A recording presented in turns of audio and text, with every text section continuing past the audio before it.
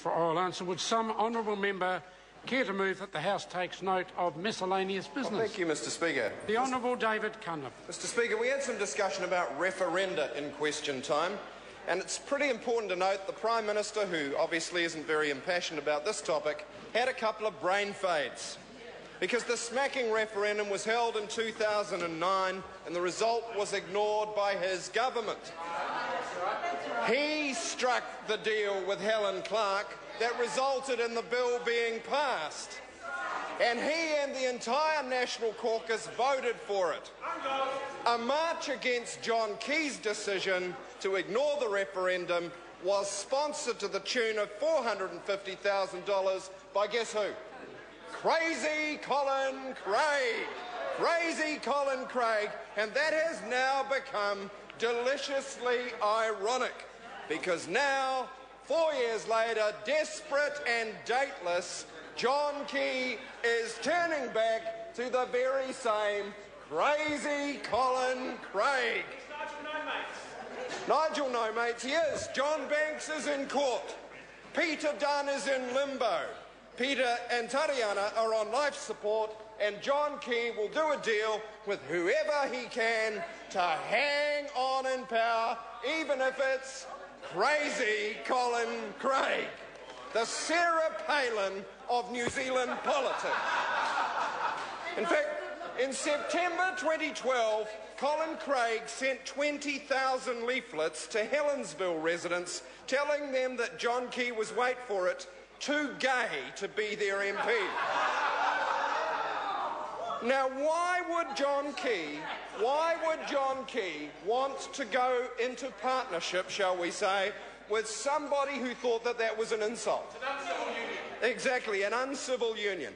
Bill English said that he didn't understand what Mr Craig's economic policy was. Well, we've researched this, and we can tell you that Colin Craig's a supporter of it's the only sensible thing he's ever said, a capital gains tax.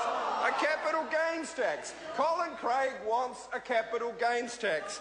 And he also wants a binding referendum. So we challenge, if he wants to do a date with Crazy Colin Craig, let's make the asset sales referendum binding, shall we? Let's make the asset sales referendum binding. Now, Mr Craig has some very interesting views. He's got an environmental policy, all right? He thinks climate change is caused by sunspots and the circulation of the planets. Sunspots and the circulation of the planets. And it would be funny, Mr Speaker, if it weren't for his views on social policy. Here we go. Because following a series of items about child poverty on Current Affairs show, Mr Craig said that children sent to school without lunch should go without. Instead, their delinquent parents should be charged the cost of rectifying their bad behaviour. That'll work. And he has views on social policy, very topical. Mr Craig, of course, thinks New Zealand has the most promiscuous young women in the world. So John Key's got his work cutting. How does he know? How does he know? Poor Peter Dunn. Imagine how Peter Dunn feels being passed over by Crazy Colin Craig.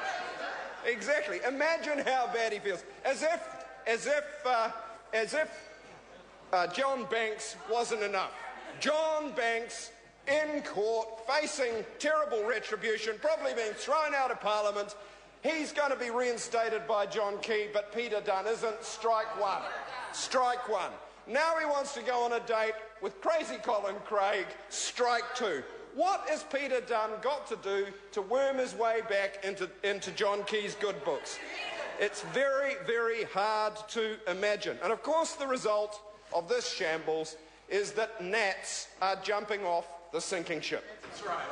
In fact, like gnats off a sinking ship has become a little bit of a phrase around here. Chris Tremaine, hundreds of real estate signs in Napier showcase his name, but even that couldn't save him. We like you, mate. Sorry you're going, but it's a stampede. Chris Ockenvoll lost the coast. Now he's a List MP. Now he's gone. Phil Heatley paid for the wine and his ministerial job. Paul Hutchinson, one can only wonder why. Cam Calder, one can only wonder who. Kate Wilkinson, apparently she's going to run in Christchurch East. Oh no, that was Mr. Ducey. Any seat will Ducey. He's going to run in Waimea. Time has expired.